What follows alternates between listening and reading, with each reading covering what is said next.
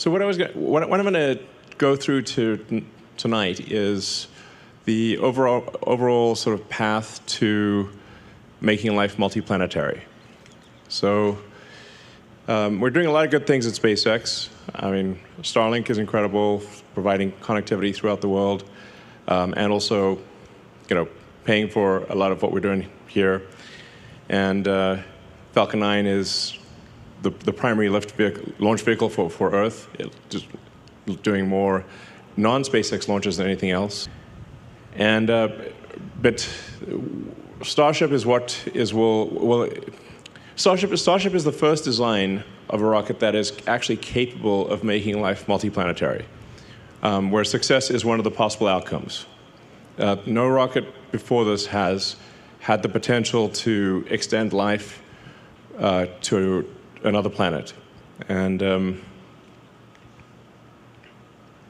I'll sort of wax esoteric here for a minute, because this may sound sort of unusual, but when you think about the question of where are the aliens, which I get asked a lot, this is like the Fermi paradox. Where are the aliens? And I've not seen any evidence that there are aliens on Earth. A lot of people think there are aliens on Earth, and I'm like, great, I'd like to meet one. For a while there, when I was getting my green card and everything, it said alien registration card. I'm like, okay.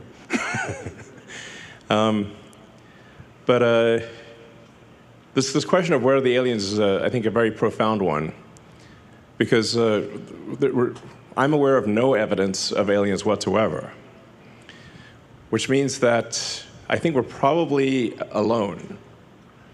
And if you look at the history of Earth, like how long has Earth been around? Assuming that physics is correct, the universe is about 13.8 billion years old. Earth is about 4.5 billion years old. When you think about how old is civilization, I think the right measuring point for civilization, in my view, or a good measuring point, would be the advent of writing. So the first writing is generally considered to be the ancient Sumerians. Where are they now? They died out. But about 5,500 years ago, it was archaic pre-cuneiform. In fact, I suggest it's like an interesting rabbit hole to read about the history of writing. So if you consider, say, like, okay, civilization, I think if you don't have writing, you kind of need writing for civilization. So it's only been around for like a little over 5,000 years out of 4.5 billion years that Earth has been around and the 13.8 billion years of the universe. So all of human civilization is basically the blink of an eye. It's like just a fraction. It's nothing. And I think that probably means that consciousness is incredibly rare. And perhaps fleeting. It may not last for very long. Because otherwise I think we would have seen aliens, some kind of sign of aliens. I think the most likely explanation is that consciousness is so rare that does that consciousness actually extend to another planet? Does that consciousness extend to another star system? I mean, ultimately, if we're able to become a spacefaring civilization, a multi-planet species, and ultimately a multi-stellar species, and go out there and explore all these star systems, I think we may find that there are many long-dead one-planet civilizations. And as you've heard me say before, we don't want to be one of those lame one-planet civilizations. I mean, we want to be a multi-planet civilization, ultimately be a multi-stellar civilization, be out there among the stars. Like, make science fiction not fiction forever. Kind of make Star Trek real. So that's why I think that there's a high urgency to making life multiplanetary. because this is the first time in Earth's 4.5 billion year history that it's been possible to extend life or consciousness beyond Earth. And we've got to do that while civilization is still strong. So that's the overarching goal of the company, is extend life sustainably to another planet. Mars is the only option, really. And to do so, ideally before World War III or some kind of bad thing.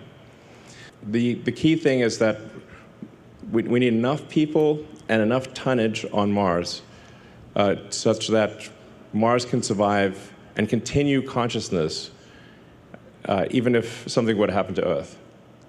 Now, I still think, well, obviously, I'm not talking about abandoning Earth or anything like that, and we want Earth to be as good as possible for as long as possible, but there are certain things that may be outside of our control. So we want to just get Mars to be a self-sustaining civilization as quickly as possible. And I think this can be done in around 20 years. So, and this giant Starship factory that we're building is obviously key to that. And the launch sites that we're building here and at the Cape and elsewhere in the future will be key to that. So, it's wild that this strange spot, we're basically on a sand spit by the Rio Grande, near the beach. And that is actually the gateway to Mars. Has to be like, if this was a movie, you'd be like, no way. Come on. Too implausible, but it's real. And it's due to you guys. Congratulations.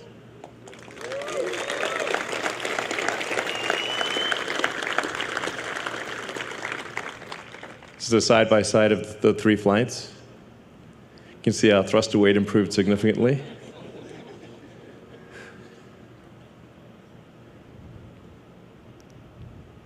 So we've made tremendous progress from Flight 1 to Flight 2 to Flight 3. And we got Flight 4 coming up in about a month or so. And with Flight 4, we should, if we get, if fate smiles upon us, we'll get through the high heating regime and smash into the ocean at a controlled spot. And then hopefully be able to also do this with the booster, land on essentially a virtual tower. If the landing on the virtual tower with the booster works, then we will actually try with Flight 5 to come back and land on the tower. Yeah.